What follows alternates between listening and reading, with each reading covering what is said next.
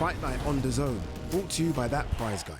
Canelo Alvarez versus William Scull fight week in full swing here in the Kingdom of Saudi Arabia. Last night it was the grand arrivals. Tonight they're going to get in a ring for the open workouts, hit the pads, move around a little bit. Let's see what these guys are made of. We're counting down the days till Saturday night when it all gets underway. Alvarez versus Scull, open workouts starts now. Here is Richard Riakporhe. A lot of the top heavyweights in boxing right now are UK-based. They're clustering over in the UK. Was that part of the thinking, like, hey, an opportunity could come to me sooner rather than later? Absolutely, absolutely. And it's one of my goals that I've had for a very long time. My stablemate is Bakoli. So you can just imagine the work that I get. You know, nobody gets that type of work in the country, honestly. And it's a blessing, you know. I help him, he helps me. We got Billy Nelson as well in the corner. You can't ask for more. Let's just put it that way. 6 wins coming by way of knockout. Here is Brian the King Leon. You're looking at the guy that was Canelo's chief sparring partner for the Edgar Berlanga fight. If that doesn't tell you how legit he is, I don't know what does. Big puncher, big man at 6 feet. So yeah, it was a perfect sparring partner. I want to see if that power's real though. I want to see if he can do it and knock out fighters that aren't accustomed to getting knocked out. If he can do that, he could turn a lot of heads. But yeah, that says a lot, you know, being the chief sparring partner of Canelo, and this man has a high ceiling.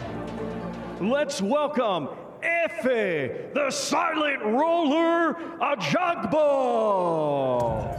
But, you know, there's this dispute now. Who is the real king of Africa? It's me. No doubt. No doubt. So how would you yell that to the public that's right here watching you work out? I mean, we see how it goes. I mean, you know, I'm just looking forward to the fight, you know what I mean? So I'm here for the fight, you know. I'm going to conquer it all. Here is Martin Bakoli. They billed this as an all-Africa fight. Who's the king of Africa? Do you see it that way, Congo versus Nigeria? Of course, everyone knows who's the king. I'm the king of Africa. He's just coming, you will notice that in the ring on a Sunday morning. But how physically ready do you feel after the quick turnaround? The Parker fight, it was not a mistake for me. It was a big favor done to the boxing family. So my fight was a Jagba fight. After that loss, I went back straight to the gym. Started doing everything I always do for the fight. And I'm ready now to go for Sunday morning. Did you actually take any time off or straight back to the gym after the knockout? No, I didn't take any time off. I was only one off in my plane, going back home to Kinshasa, and the following day go back to Scotland where I live and go straight away to the gym. Jaime Munguia. No, pues pasan muchas cosas, la verdad que tengo ganas de... Well, a lot of things go through my mind, and of course I've been waiting for this moment, I'm ready for it, and I'm pretty sure that on Saturday, things are just starting right now, and I'm gonna make sure it happens on Saturday.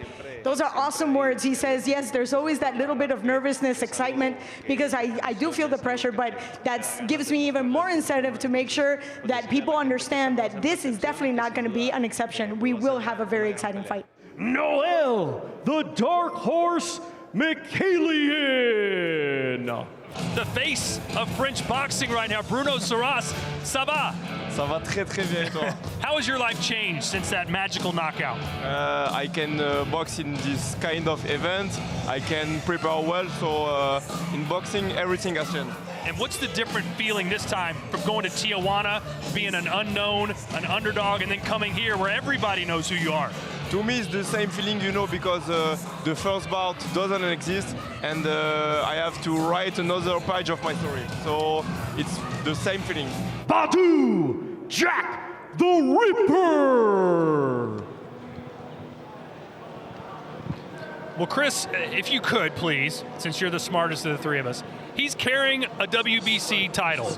So now we will have the champion in recess versus former champion in recess, all for the official WBC cruiserweight title. William El Indomable Scull. So you're 41 now, you haven't fought in over over 2 years. How's your body reacting to being back in a full camp and getting ready to get on the big stage again? I haven't stopped training at all. I've been training. I've been waiting for the next fight since the last fight, basically. So boxing politics kept me out of the ring. It's not my fault, but now we're back. In May last year, I told Mauricio I'm going to get my belt back and fight for the belt. And yeah, so now we're back. Obviously, the media is talking that Canelo has more knockouts than you do fights in general. How do you think about that criticism in general? Los medios de comunicación desde que llegaste dicen que Canelo tiene más knockouts que tú peleas en general. ¿Qué crees tú de ese comentario? No, son comentarios que tienen las personas, ¿no? Y los locutores y las personas que no tienen conocimiento de lo que es el boxeo. El knockout sale, el knockout pasa, pero bueno, eso no significa una cosa una cosa no tiene que ver con la otra. Tiene muchos knockouts, bueno, está bien, pero bueno, vamos a ver si me puede knockear a mí tan fácil, así como dicen la gente.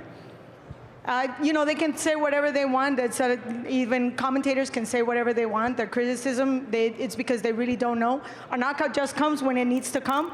The fight is a fight, and we'll see if really that difference is going to make a different fight on Saturday. You know, if he has more knockouts or not, you know, they just come in handy. But in my book, I've done my work, and I'm able to do a great fight on Saturday.